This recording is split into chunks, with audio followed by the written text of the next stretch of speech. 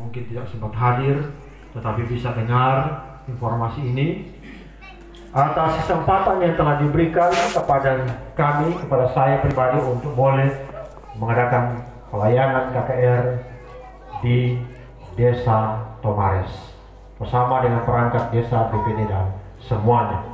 Lalu kemudian kami mengucapkan terima kasih kepada jemaat atau gereja Muslim ke-7 Jemaat Kusu sebagai jemaat induk daripada Swasamba cabang yang ada di Desa Tomares ini, yang tentu saja telah memberikan kesempatan kepada saya untuk boleh mengadakan KKR yang walaupun waktunya singkat tetapi jemaat begitu respon baik sehingga acara boleh dapat terlaksana dari malam ke malam. Tentu tidak lepas dari tuntunan daripada kedua hamba Tuhan, baik Pendeta Debron Puhu yang sementara berkuliah di Manado dan juga untuk melayani di Swasamba Pendeta Markianus Chow. Dan kemudian terima kasih kepada semua ketua-ketua jemaat yang telah berperan dan anggota jemaat, baik yang saya dapati baik dari jemaat Biamahi, kita mau sebutan itu kurang lewat itu lidah Biamahi itu supaya tadi pendeta bilang pertama kan dosennya ada, rupanya dia dah hafal itu dia, mereka dosennya hafal. Lalu kemudian ada jemaat apa? Lipova, ada lagi jemaat apa? Silalaya. Ya? Silalaya. Buli. Dan kemudian ada juga jemaat Silalaya, perwakilan sudah hadir sampai pada saat ini. Lalu kemudian ada juga jemaat Akadiri yang datang juga menyanyi dan lain-lain, sempat sebut satu persatu. Dan semua pendeta-pendeta yang sudah bersama-sama sampai pada saat ini. Saya tahu pendeta-pendeta ini punya kesibukan. Saya memang tidak komando langsung datang, saya tidak telepon satu-satu. Hanya tertentu saja oleh karena ada khusus-khusus yang mereka tangani. Tapi mereka merespon, hadir bersama-sama. Terima kasih banyak. Ada Pendeta Makaleo, Pendeta Samono, Pendeta Aryan Olendi, Pendeta Dode, Pendeta Roga sudah kembali ke jemaat, Pendeta Rian, Sarawuso. Ini beliau punya papa ini, pendeta di Surabaya, sama jabatan dengan saya, sekretaris asosiasi kependetaan di Surabaya. Tapi dipikir kenapa dia undang dipanggil di anak ini kerja di Surabaya. Tapi itulah luar biasa. Dia percayakan anaknya berada di Maluku Utara. Amin. Luar biasa ini. Kita sangat bersyukur ada tenaga yang seperti ini. Dan kemudian pendeta siapa lagi yang di sini dulu, yang belum sempat sebut ya. Sudah kan itu kan? Oh, pendeta Engka yang pakai kacamata gelap malam-malam tuh. Kita bilang nggak tahu pendeta apa kita, karena ada mata PT. Lalu kemudian mantan lama di Maluku Utara, Pendeta Jeffrey Tumeu. Ya, mantan di sini lama, tapi karena ada cuti, bahkan dia ambil cuti dalam sini. Banyak orang cuti daerah lain. Karena Pendeta Sabono cuti ambil tempat lain. Ini dia datang di sini karena cintanya kepada Maluku Utara, terutama di Silalaya, karena ada proyek di sana. Hanya bantu ada untuk supaya jemaat lebih cantik. Jadi kalau saudara suka jemaat cantik, indah di dalam, hubungi Pendeta Tumeu, nanti Bapak atur bagaimana supaya mudah-mudahan cepat selesai.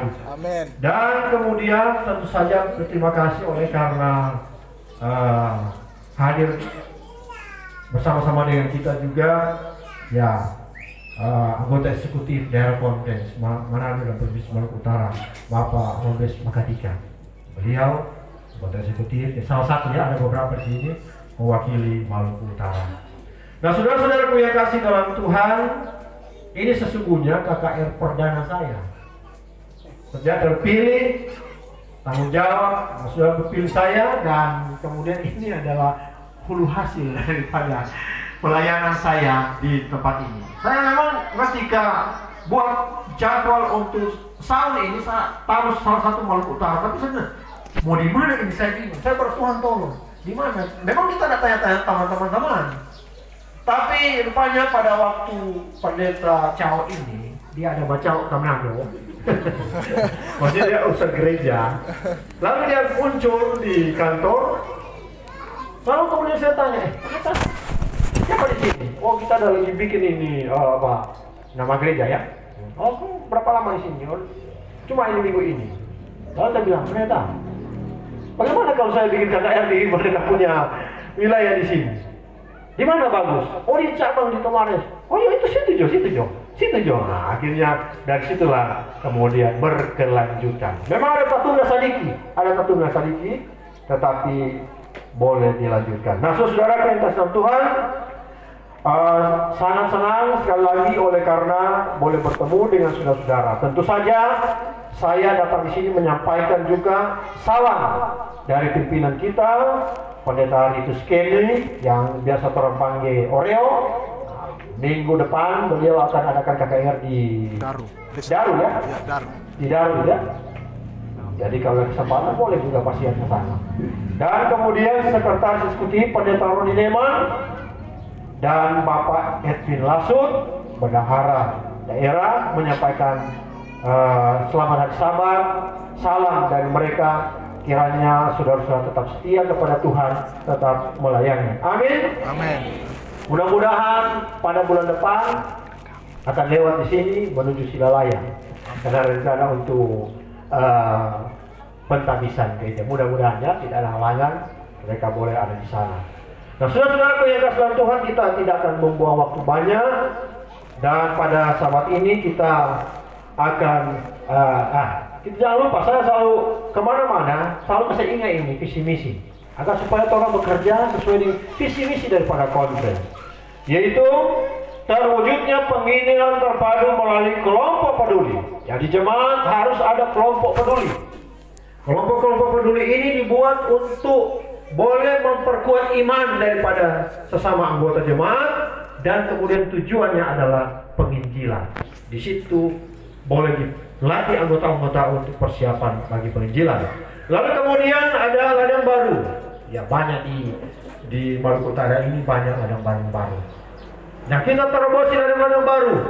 Tentu saja mempersiapkan umat-umat Tuhan, mempersiapkan gereja, untuk mempersiapkan lebih daripada khusus adalah untuk mempersiapkan bagi kedatangan Tuhan yang kedua kali. Lalu kemudian yang ketiga adalah kesejahteraan pelayanan umat. Nah, ini menyangkut pelayanan. Sebabnya kami selalu berkoordinasi dengan pendeta-pendeta, tingkatkan pelayanan semaksimal mungkin untuk anggota-anggota jemaat, agar supaya umat Tuhan diberkati. Tentu saja ketika umat Tuhan diberkati dari segi perpuluhan dan persembahan, maka pekerjaan Tuhan akan terus maju, mempersiapkan jiwa-jiwa bagi kedatangan Tuhan yang kedua kali. Amin. Itu sebabnya pada minggu lalu saya mendengar ada Direktur Pendeta Layanan, Pendeta Daud Pangaribuan, dia sudah membawakan seminar kepada beberapa jemaat. Nanti berikut dia juga akan bikin acara yang sama, memotivasi kita untuk tetap setia dalam mengembalikan persembahan dan persepuluhan. Nah, baik saudara, nah ini mereka punya gambar foto. Kalau ini pendeta itu soal banyak kenal dan pendeta, tapi orang bendahara cuma yang ada di konferensi kenal langsung, tetapi di lain belum, dia pun pernah injak kaki di Maluku Utara. Mudah-mudahan bulan Mei dia boleh sama-sama dengan kita dalam acara pentabisan. Nah, sahabat ini saudara, saya memilih judul yaitu Mahkota Kehidupan. Bukankah dalam setiap persoalan kehidupan hanya Yesus jawaban hidup? Dalam persoalan kehidupan kita ini hanya Yesus yang dapat menyelesaikan setiap masalah, dan dia punya happy ending adalah saudara orang kerinduan ini, mahkota kehidupan. Mahkota kehidupan itulah yang menjadi kerinduan daripada umat-umat Tuhan. Kalau kita berbicara tentang mahkota, inilah simbol yang dikenakan di kepala oleh raja, oleh ratu, dan mahkota ini lambang kekuasaan, lambang kejayaan, lambang keabadian, kemakmuran, dan kehidupan dan setelah kematian. Ini yang orang pernah waktu anak-anak, ada sekolah sahabat anak-anak, ada lagu yang sebut seperti ini.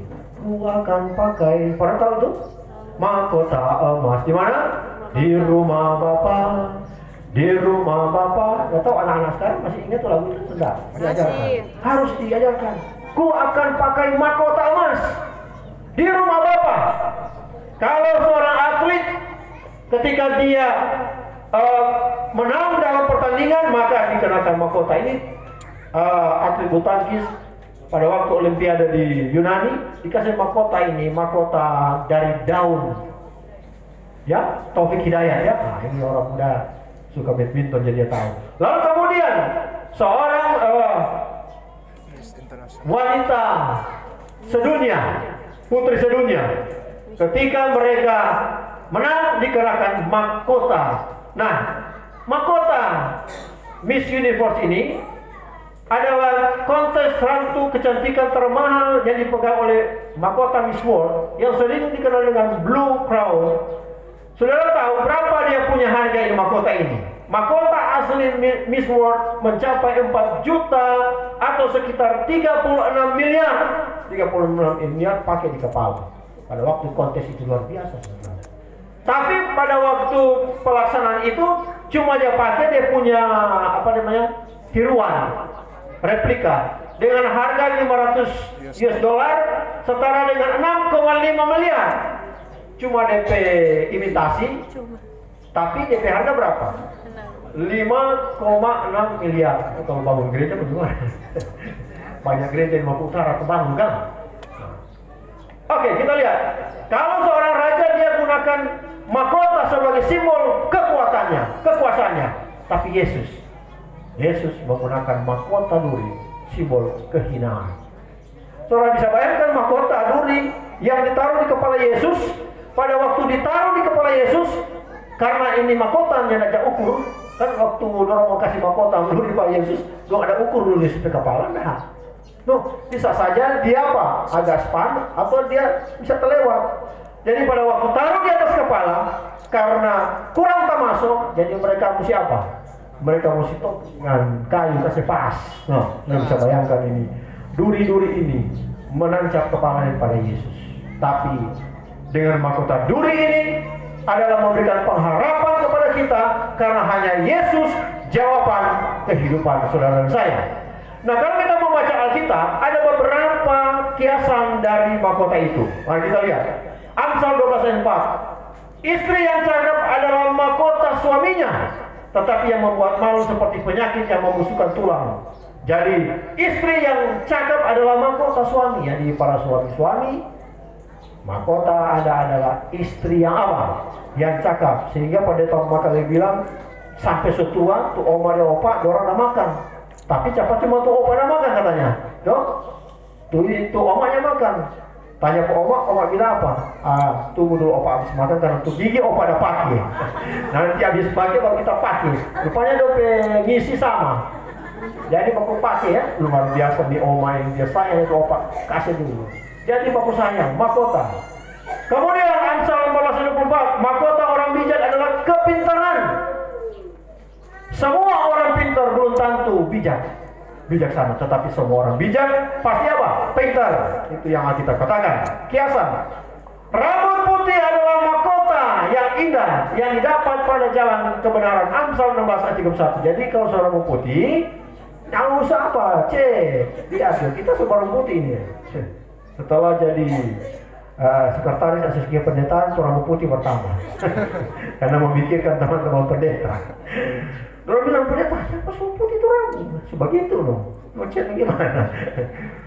Betul baru rambut, belum seciri itu lain. Nah, ini bahaya. Kalau putih lah pun ciri. Kita lanjut. Amsal 17:6. Mahkota orang tua adalah anak cucu, dan kehormatan anak-anak ialah nenek moyang mereka. Kalau sudah anak cucu, seperti saudara Rubenton, saudara senang sekali itu. Kalau tadi aku baca itu malam-malam, cucu sok main silat di muka. Maka kalau pendeta ayat jangan berpikir cucu. Musibah pikir dulu bagaimana tuh cari dulu. Jadi senang sekali saudara yang sudah memiliki anak dan kemudian sudah ada cucu. Itu satu kebanggaan, kehormatan. Kita lanjut. Nah, Alkitab berkata ada mahkota yang istimewa bagi manusia yang Tuhan sediakan. Mari kita baca ini sama-sama. 1, 2, 3.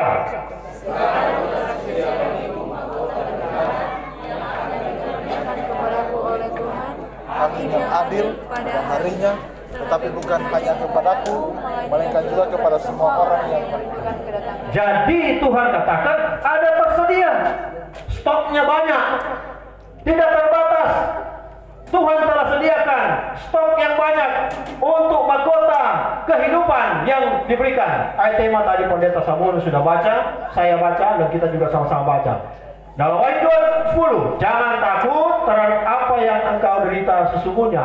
Iblis akan melemparkan beberapa orang dari antaramu ke dalam penjara supaya kamu dicobai, dan kamu akan boleh kesusahan selama 10 hari. Hendaklah engkau setia sampai mati, jangan setia sampai murtad, saudara. Setia sampai murtad nggak guna. Lebih baik tahu digalak terus. Kemudian, dan aku akan mengaruniakan kepadamu apa? Tuhan akan anugerahkan kepadamu mahkota kehidupan.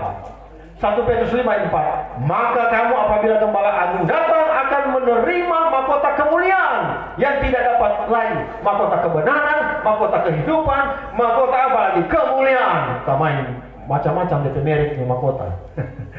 Tersedia stoknya banyak di sorga. Mari kita lihat komentar Ellen G. White tentang mahkota ini.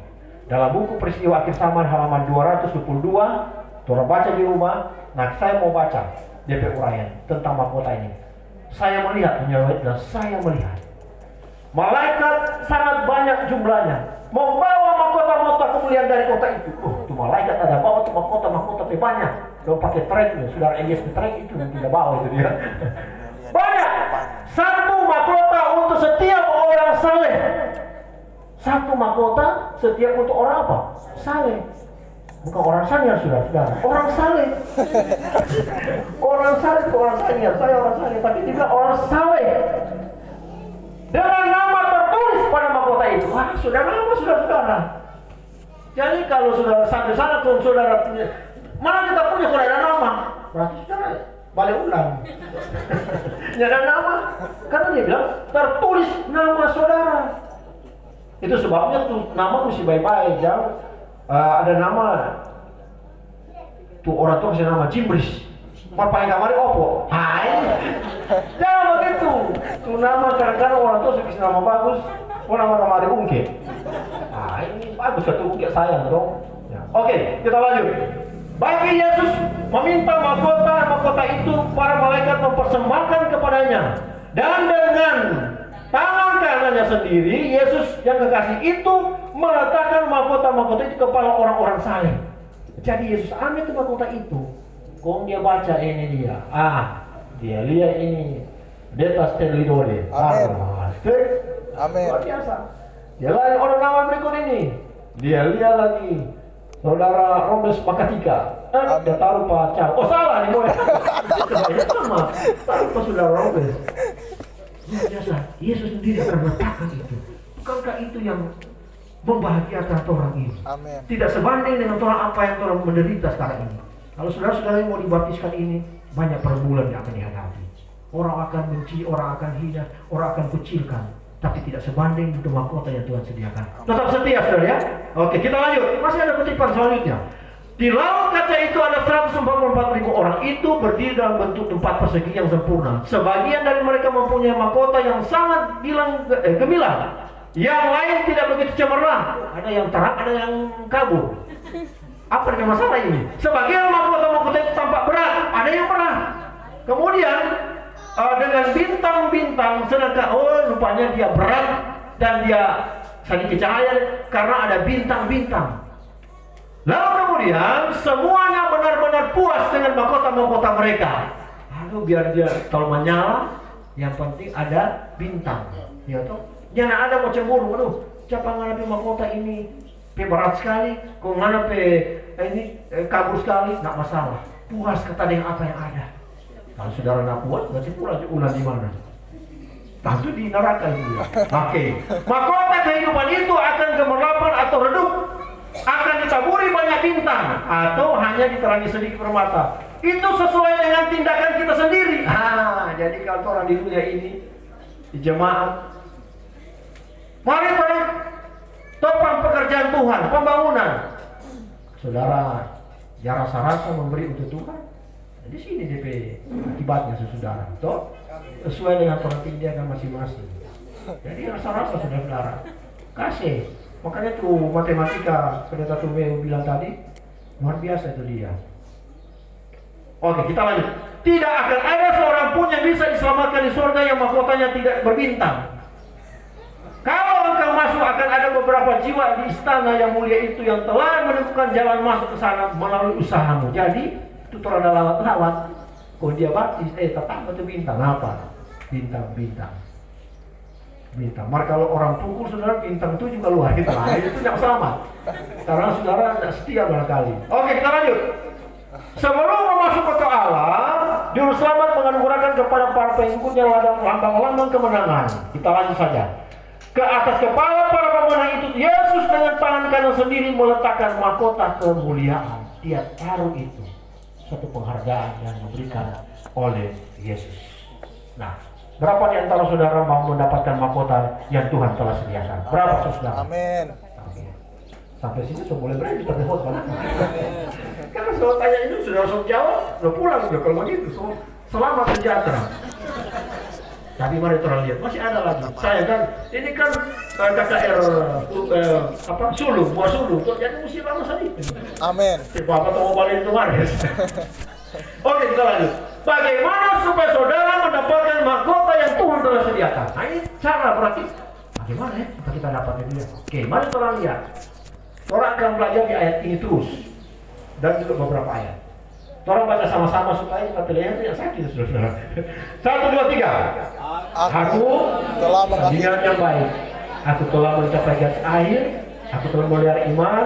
Sekarang telah tersedia bagiku mahkota kebenaran yang akan disediakan kepadaku oleh Tuhan, Hakim yang adil pada harinya. Tetapi bukan hanya kepadaku, melainkan juga kepada semua orang yang merindukan kedatangannya. Bagaimana supaya kita mendapatkan mahkota kehidupan itu? Maka ini poin yang pertama. Poin yang pertama adalah aku telah mencapai garis akhir dan aku telah memelihara iman. Itu poin pertama. Mesti pelihara itu iman, saudara. Makanya tujuan KKR dari Malang Tahun apa? Meneguhkan. Bertambah teguh dalam iman. Apa? Itu di muka. Selain di luar. Apa tujuan KKR? Bertambah teguh dalam iman. Bertambah teguh dalam iman. Ini sudah mesti pelihara iman. Jadi kalau ada KKR di mana saja di Maluku Utara ini, kalau masih boleh pergi tujuannya memperteguh iman saudara. Salah satu adalah untuk pelihara iman. Iman itu mesti dipelihara saudara. Oh, boleh tolong lihat. Ada beberapa terjemahan dari ayat ini. Tetapi Roh dengan tegas mengatakan bahwa di waktu-waktu kemudian ada orang yang akan murtad. Nah, kalau yang pelihara iman mau apa saudara? Murtad, so pasti itu. Kalau orang tidak pelihara iman, orang pasti murtad. Lalu ayat yang sama ini diterjemahkan dalam terjemahan lain. Roh mengatakan yang jelas bahwa pada waktu-waktu sebagian orang akan meninggalkan apa? Iman. Kalau tidak pelihara, saudara, orang tinggalkan iman. Nah, heran, kenapa dia begitu? Tinggalkan iman karena tidak pelihara iman. Lalu kemudian, tetapi Roh itu berkata nyata bahwa pada akhir zaman beberapa orang akan gugur. Lebih banget lagi saudara, gugur itu iman. Bukan cuma daun gugur saudara, tapi iman juga akan gugur. Yesus pernah menegur Petrus, hati-hati, jangan imanmu gugur. Bukan cuma pahlawan itu gugur di medan perang, tapi pahlawan-pahlawan iman juga bisa gugur dalam peperangan rohani. Maka kita perlu menjaga, memelihara iman kita. Bagaimana memelihara iman kita? Kita sudah bahas dalam Roma 10 ayat 17 yang malam saya sering kali munculkan ini. Iman timbul dari pendengaran, dan pendengaran oleh apa? Jangan semua suka-suka dengar itu gosip sana, gosip sini. Senang sekali baca cerita tentang orang lain. Maka kalau orang lain cerita, orang marah. Aneh kan ini manusia ini. Kalau cerita orang masalah, senang. Maka kalau orang cerita tentang masalah, orang marah. Kenapa begitu? Gosip. Tapi itu orang harus apa? Gospel. Kabar baik. Bawa itu gospel, jangan gosip. Kabar baik, kabar sukacita. Senang sekali kalau orang dapat orang bicara pekerjaan Tuhan. Iman orang terpelihara. Yakobus 2:17. Dengan juga halnya dengan iman. Jika iman tidak disertai perbuatan, maka iman itu adalah apa? Mati sudah beriman. Orang perlu pelihara iman kita. Ini orang Toraja mana? Kikar. Elias, ada orang Toraja. Anda tahu ini dia. Kenal orang ini. Kalau di Toraja orang mati diawetkan. Ya toh? Orang mati diawetkan begitu lama. Bahkan taruh di dalam rumah. Saya tanya kepada mereka ini dia. Seperti itu katanya. Sampai sekarang juga. Ini. Lalu kemudian dia sisir. So mati baru sisir. Pikir begitu kira-kira sudah pikir. Ya sisir tuh omak. Lihat orang kesenangan. Padahal sekurang apa? Kulit bungkusan tapi itu kulit so keras. Nah, pakai kacamata lagi. Ketawa lagi sudah. Berarti waktu dia mati dia senang ini. Karena apa? Dia ketawa. Luar biasa lagi. Ini apa? Polisi. Pakai seragam bagi dia. Ada dia punya pangkat ini apa? 2 balas atau 3 balas ini apa dia? 3 balas ya? Apa dia? Kapten ya? Karena pendeta WP Pak tentara kita tahu. Cuma sebabnya dia apa dia tentara. Lanjut. Jadi saudara-saudara di Toraja kasih bajalang ini dulu ya. Dulu dia kasih bajalang ini. Ini orang mati ini. Jadi kalau bajalang yang oleh orang macam dia mau rubuh. Pergi dikubur sendiri. Saudara, kalau orang tidak pelihara iman, orang seperti itu mayat berjalan. Dapat lihat orang lihat, absen. Iya kan? Jadi orang harus pelihara iman, jangan orang seperti mayat berjalan ini dia. Bagaimana supaya mendapatkan mahkota yang Tuhan sediakan? Dari ayat ini lagi. Yang kedua adalah, yang paling terakhir, melainkan juga, tetapi bukan saja kepadaku, melainkan juga kepada semua orang yang merindukan kedatangannya. Orang suka mahkota, maka orang tak pernah rindu. Jangan harap ada di sana, saudara. Amin. Jangan bilang gitu. Berarti saudara, orang mesti ada kerinduan untuk masuk surga. Kalau tidak pernah ada kerinduan untuk masuk surga, untuk apa saudara jadi umat Tuhan? Mesti ada kerinduan, saya rindu masuk surga. Maka dikatakan kalau orang merindukan kedatangannya, orang akan mendapatkan mahkota kehidupan yang kekal yang Tuhan sediakan. Definisi dari rindu apa saudara? Memiliki keinginan yang kuat untuk bertemu. Kita 1 minggu tinggalkan istri, senang tahu. Karena orang harus pergi di kantor pusat bagian belakang rumah, cingke-cingke, buat telepon di situ untuk melepas rindu. Kantor pusat. Kadang-kadang malam-malam, siapa pada orang masih kita popok sebelah, kita mana buat telepon di sebelah. Karena mau bakar cukup. Karena untuk melepaskan rindu, saudara. Begitu juga dengan Tuhan. Kalau tidak ada kerinduan untuk keselamatan, ya tidak mungkin orang mau masuk surga, saudara. Amin, saudara. Harus ada kerinduan untuk masuk dalam kerajaan surga. Mereka yang mau dibaptiskan ini, mereka rindu untuk masuk surga. Amin. Kita topang mereka, kita doakan mereka. Apakah saudara merindukan kedatangan Yesus? Pasti. Karena orang yang merindukan kedatangan Tuhan akan pasti berada di sana. Mazmur 42 ayat 2. Seperti rusa merindukan sungai yang berair, demikian jiwaku merindukan engkau. Rusa. Di sini ada rusa? Ada ya? Ada. Banyak. Saya pernah bertugas sebagai misioneri di Pulau Sierra, di Pedalangan selama 1 tahun. Tahun 96-97. Lalu saudara di sana punya kebiasaan juga berburu rusa. Pernah dipanggil, lalu mereka katakan gampang mau buru rusa. Kalau orang sekejar dia, pasti cari saja tanpa air. Dia mau pergi di situ, diminum. Atau kalau mau dia pasti dia ada di tanpa air berburu. Rusa merindukan air. Air kehidupan harus dirindukan oleh kita semua, agar kita boleh mendapatkan mahkota yang Tuhan sediakan. Mazmur 84 ayat 3, jiwaku hancur merindukan pelataran-Mu Tuhan. Artinya bahwa pemasmur katakan, aduh kalau kita nggak masuk gereja, rasanya hancur hatiku. Malah ada orang lebih sedap kalau tinggal di rumah. Nah kadang-kadang itu penyakit timbul nanti hari Sabat. Nanti hari Sabat, aduh kita so sakit tapi badan ini dia. Setiap Sabat begitu, sakit badan, sakit di hari Sabat. Kalau istilah kedokteran, infeksi seperti penyakit-penyakit bronkitis, itu kan berarti infeksi apa? Paru-paru. Ada diabetes di belakang. Jadi itu tis itu infeksi. Nah, kadang-kadang umat Tuhan juga ngalamin infeksi di hari Sabat. Sabatis. Infeksi pada hari Sabat. Nanti hari Sabat mulai sakit kita sakit kita. Bagaimana saudara mau rindu kedatangan Tuhan kalau setiap hari Sabat bilang sakit? Lawan itu. Karena setan punya kerja seperti itu. Mazmur 22 ayat 1, aku bersukacita ketika dikatakan orang kepadaku, mari. Kalau orang bilang, mari Tuhan kakaknya, oh senang sekali. Sarankan di jalan salah banyak orang suka ikut, apalagi di gereja.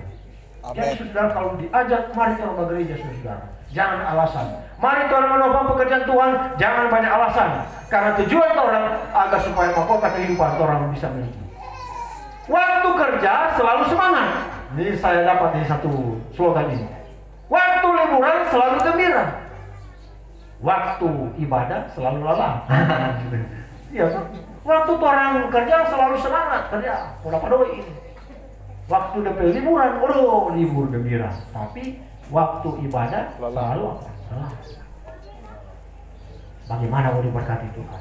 Bagaimana orang bisa mendapat mahkota yang Tuhan sediakan? Sebab lebih baik satu hari di pelataran-Mu daripada 1000 hari tempat lain. Lebih baik berdiri di pintu rumah Allahku daripada diam di kemah-kemah orang fasik. Jemaat-jemaat yang ada, saya harapkan, saya tekankan agar supaya selalu merindukan tempat-tempat di mana kita beribadah kepada Tuhan. Yang berikut, yang ketiga, bagaimana saudara mendapat mahkota kehidupan ini? Mengikuti peraturan-peraturan 2 Timotius 2:5. Seorang olahragawan hanya dapat memperoleh mahkota sebagai juara apabila ia bertanding menurut peraturan-peraturan olahraga. Nah, jadi kalau orang mau suka menang, ikut peraturan olahraga seperti ini. Saudara main bulu tangkis, kau pakai bola takraw, boleh enggak?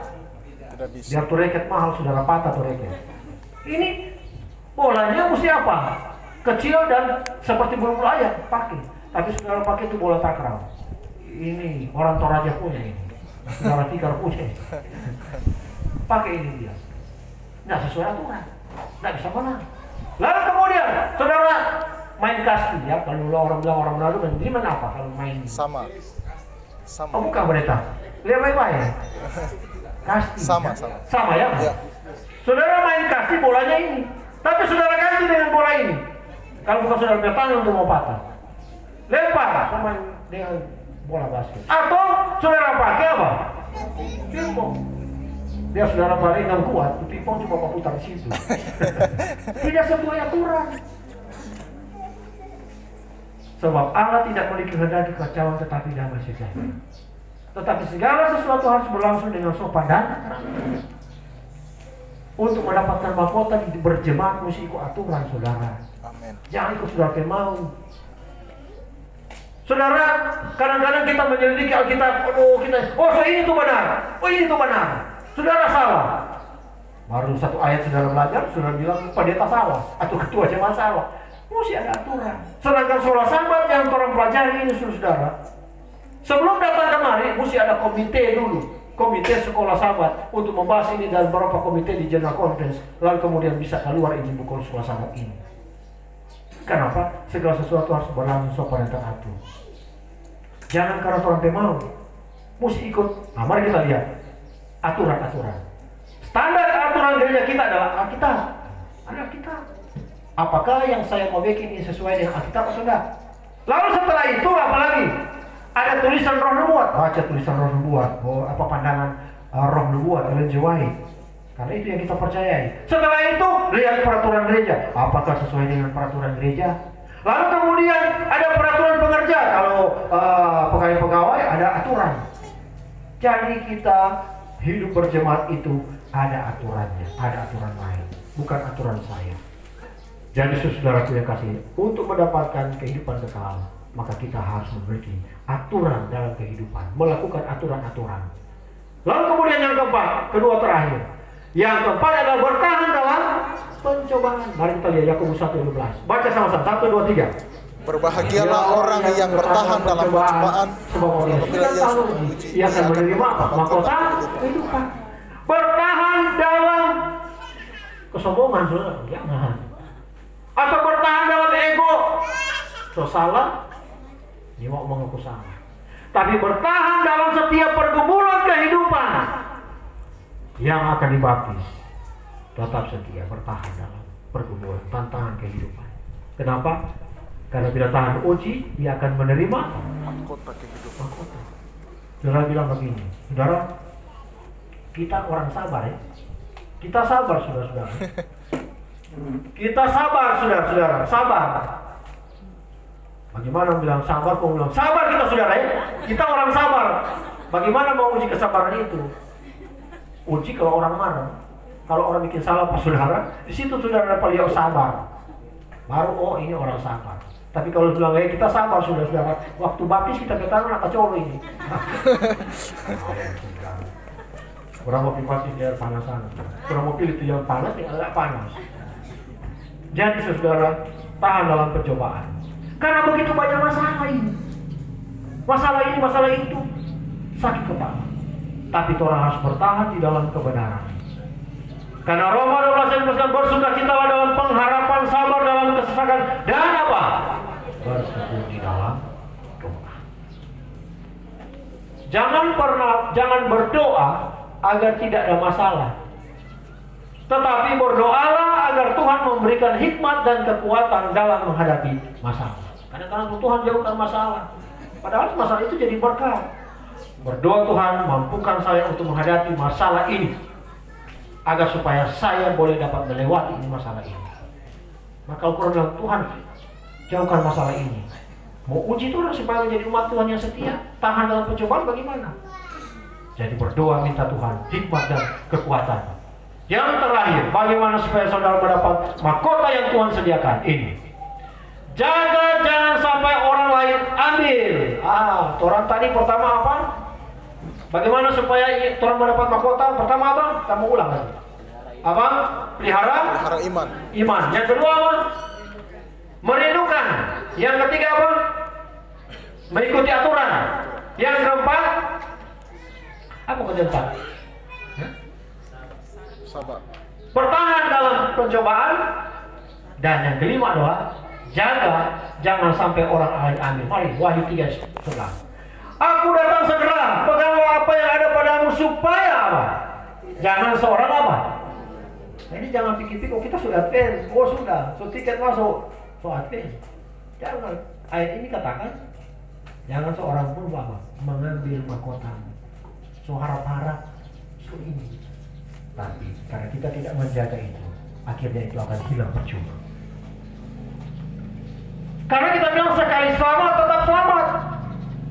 Sekali selamat tetap selamat. Tidak mungkin kita mau jatuh, tinggalkan kebenaran. Tapi kadang-kadang siapa dia di sana. Itulah karena orang percaya diri. Banyak yang dipanggil tetapi sedikit yang apa? Ini akan terjadi. Banyak dipanggil tapi sedikit yang dipilih. Nah, saya mau cerita. Pada satu kontes Miss Universe, ini wajahnya cantik sedunia. Pada tahun 2015 diadakan pemilihan. Dari Indonesia ada. Semua negara diutus. Dan tentu saja ada seleksi-seleksi. Dan pada akhirnya tinggal pada seleksi yang terakhir hanya ada 2 orang. Yang pertama adalah Miss Filipina, Pia Alonso Mursbach, dan Miss Colombia, Adriana Gutierrez. Dorang 2 ini tampil untuk memilih salah satu siapa yang menjadi wanita cantik sedunia. Lalu ini MC Steve Harley, dia mulai membacakan hasil daripada pemilihan dari 2 orang ini. Lalu dia umumkan, ladies and gentlemen. Lalu kemudian dia katakan, sebagai pemenang Miss Universe 2015, Miss Adriana Gutierrez. Wah, langsung gembira, bersorak. Lalu kemudian dikenakan mahkota kepadanya. Tentu ada yang menang senang, ada yang kalah sedih. Dan Miss Filipina ini dia sedih sekali oleh karena kalah. Yang Kolombia senang, sangat kelihatan raut wajah mereka berbeda. Satu senang, satu sedih.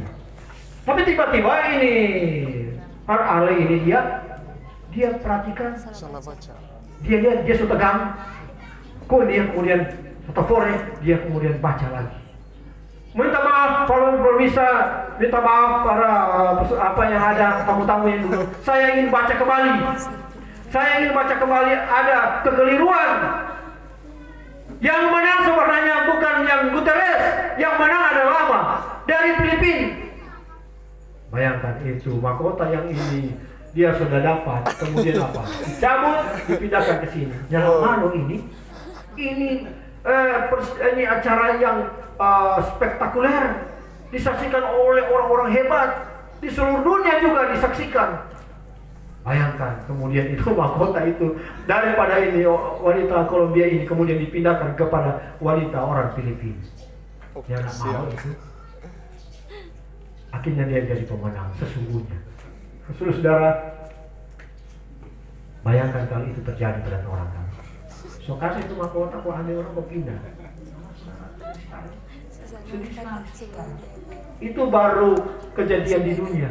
Tetapi ketika Yesus datang kok terjadi begitu, sia-sialah kesetiaan kita. Tapi sesungguhnya Tuhan tidak setia sebenarnya. Mari kita lihat. Seringkali kita menganggap orang-orang yang sedang ditarik kepada Kristus, kepadanya sendiri sebagai orang-orang yang tidak mempunyai pengharapan.